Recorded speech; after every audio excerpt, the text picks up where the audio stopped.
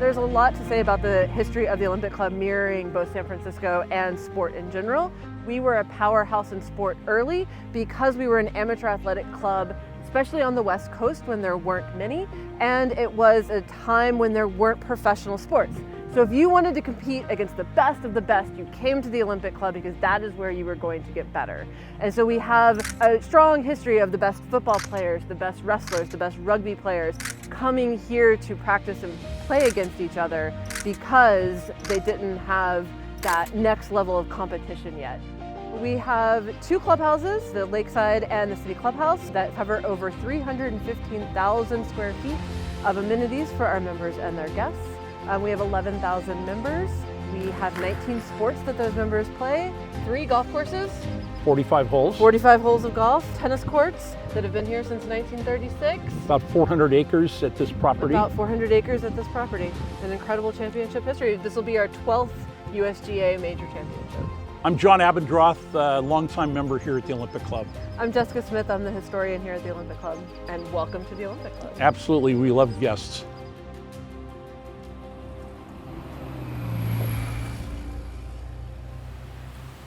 We are in the crown jewel of the City Clubhouse, the natatorium.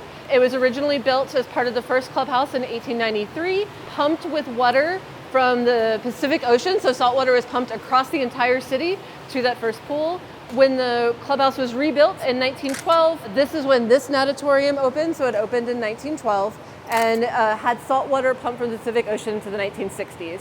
So my favorite piece in here is obviously the stained glass ceilings. When they were put in, they're individual pieces. So when they're cleaned, they have to be all taken down by hand individually, and it's all single paned kind of pieces.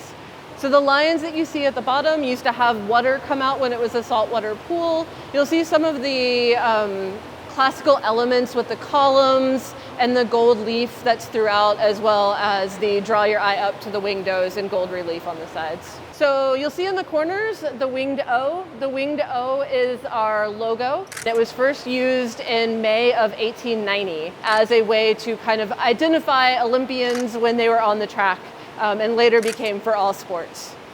So we've had swimming at the club since about the 1890s, especially since we've had the building. We also had a diving program for a very long time, and they used to actually dive from the second story up there into the pool. That is, of course, no longer acceptable, and they don't do it, but there's lots of kids who are older members now who tell stories about doing that when they were junior members.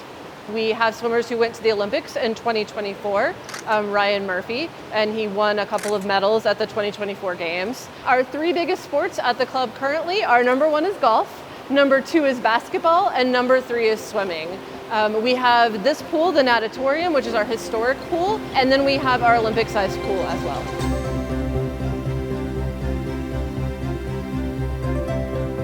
This is our Sky Gym, the second of our 2 gyms. It's on the 6th floor of the Sutter building. We have had basketball at the club since the early 1900s. We've had a rec league at the club that's very competitive since 1956. Currently, it is pretty much all ages. We have a junior basketball program, as well as an open basketball program with traveling teams who go to nationals, as well as traveling teams up to 65 plus. And it is one of the biggest programs we have at the club, with over 900 members competing in our basketball programs. Back when the Warriors were playing in Oakland, one of the things we had the opportunity to do was host NBA teams. When they were traveling to visit the Warriors, they would come use this gym as their practice facility. So this is our Post Street gym, which is our oldest gym. It has a running track. It's actually tied to the historical nature of our facility. The 1893 building also had a gym with a running track at the top of it, so this sort of mirrors that building from 1893.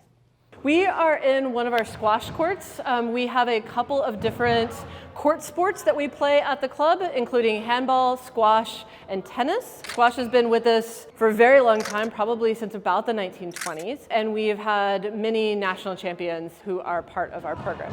Handball is one of our oldest club sports. We were traditionally a Turnverein, which is a gymnastics club, and we also had boxing, fencing, wrestling. Those were kind of our original traditional sports that the club was founded on. But handball joined the party in about the 1880s, so it is one of the long-standing sports at the club that we still play. So we have world-class athletics facilities and fitness facilities, including this Pilates studio. We also have a spin studio and a yoga studio. We have TRX machines as well as rowing machines and other fitness materials for our members. We also have a lot of recovery tools for our members after they work out. It absolutely is a classic athletic club where you have a lot of our members are here just to work out, to get their fitness on, to stay fit during the year, as well as our world-class athletes.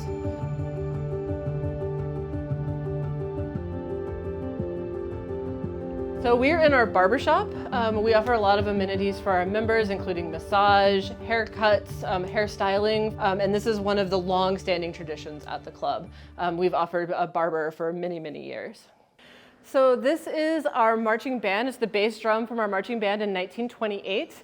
We had a football team for many years, and they were undefeated in 1925 and 1928. What does that mean? They were playing Cal and Stanford and Santa Clara and Notre Dame. So they were playing all of the college teams, and they went undefeated. It's a huge honor. They're inducted into our Hall of Fame. But anyways, when you have a football team, you need a marching band because you need a halftime show. And so one of the things we had was a marching band, and this was their drum.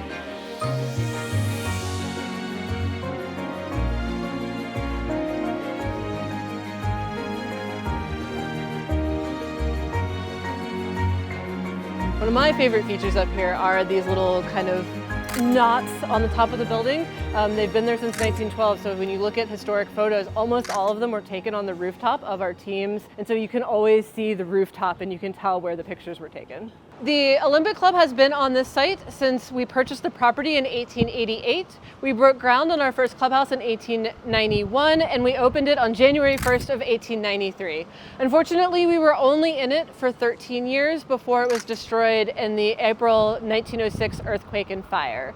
So then the club really had a decision to make about whether to rebuild. It was much like the city of San Francisco. How do we rebuild? Where do we rebuild? What do we rebuild? A lot of our members lost their homes, their businesses, and it took a lot of negotiations to figure out how to rebuild. But they decided to on the same site, which is where we are today.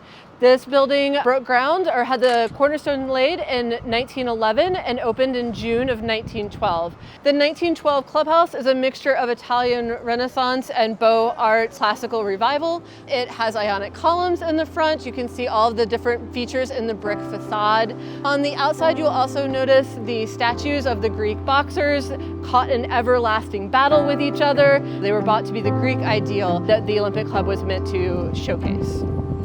Our Lakeside facility, which has our golf courses, is at the Ocean Beach, which is about 7 miles from here on the other side of the city.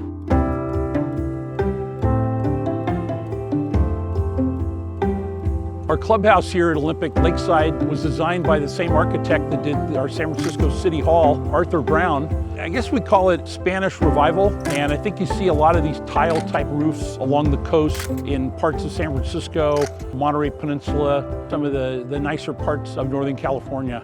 Yeah, I'd say a lot of our design here is, just very cool and kind of one of a kind with the cobblestone and the circular driveway, the stones that are into the pavement, the little archway, the entranceway. Very unique, very homey, just kind of unique to our clubhouse, which is 100 years old now. 1925 was the opening.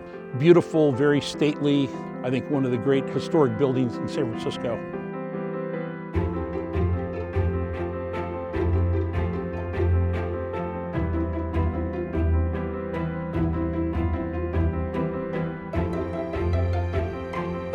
Well, this is the Champions Hallway, which is absolutely a fabulous piece that's been put together. A lot of members, because of their love of the club, have held a lot of this memorabilia in the past.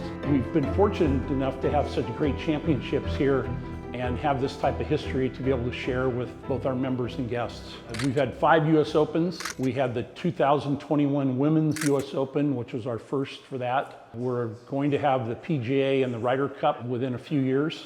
And we've had a number of U.S. amateurs as well. One very famous one, Nathaniel Crosby in 1981 was the winner, the son of Bing Crosby. So that was kind of a cool one, and he's very appropriate to have a championship here. I really think that we probably have 2 of the great golf courses here in Northern California. Certainly the championships speak for that itself. This sunroom that overlooks the 18th hole and the 8th hole of the Olympic Club, the Lake Golf Course. A great finish, 18 green here on the Lake Golf Course. It's just fabulous. It's got this amphitheater effect, no bleachers necessary. It's a short hole, it's only 345 yards or so, but it's very challenging, and it's been really the exclamation point for many of the championships held here. This is our Champions Bar. It's been open just a few years now. Casual dining, nice bar. It's got a little patio outside, overlooks the golf course. Very popular for weekend play. You know, golfers come in, talk about their round. This is really a very historic photo. This is from 1955 when Ben Hogan lost to Jack Fleck in the playoff. But more historically, prior to this year, or including this year, 1955, the golf courses set up the conditions and the playing conditions of the championship golf course. And after this photo and this debacle that Ben Hogan was in, the USGA then started having more prescribed setup categories of how the courses would be set up and played. So this is really history in essence a photo.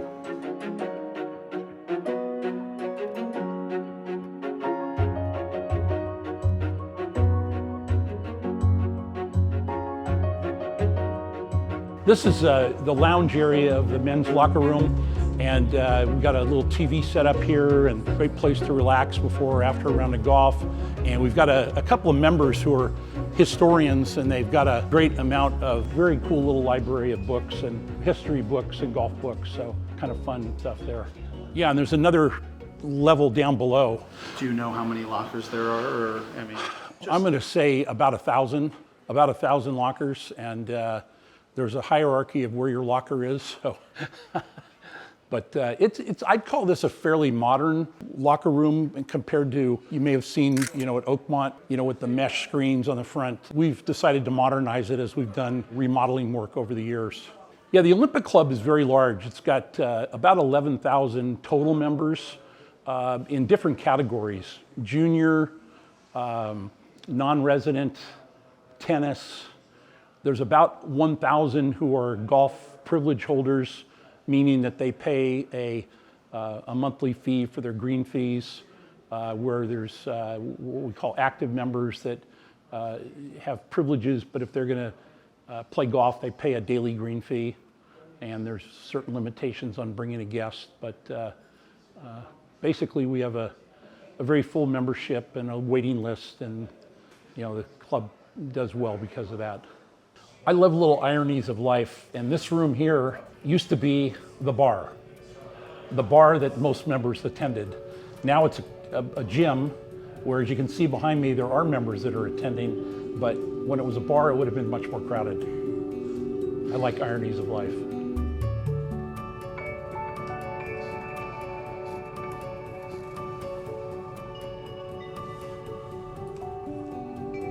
I think golfers know about the Olympic Club. They probably don't realize that we have both clubhouses and the downtown athletic portion. There's a great story when President Clinton was going to play here when he was a president, and they had the advance team from the Secret Service. You know, they were sent ahead to check on the property, and they sent word back to the White House that the building is all clear, but we couldn't find the golf course. Well, they went to the downtown club. They didn't know to come out here and check out the clubhouse and the golf course.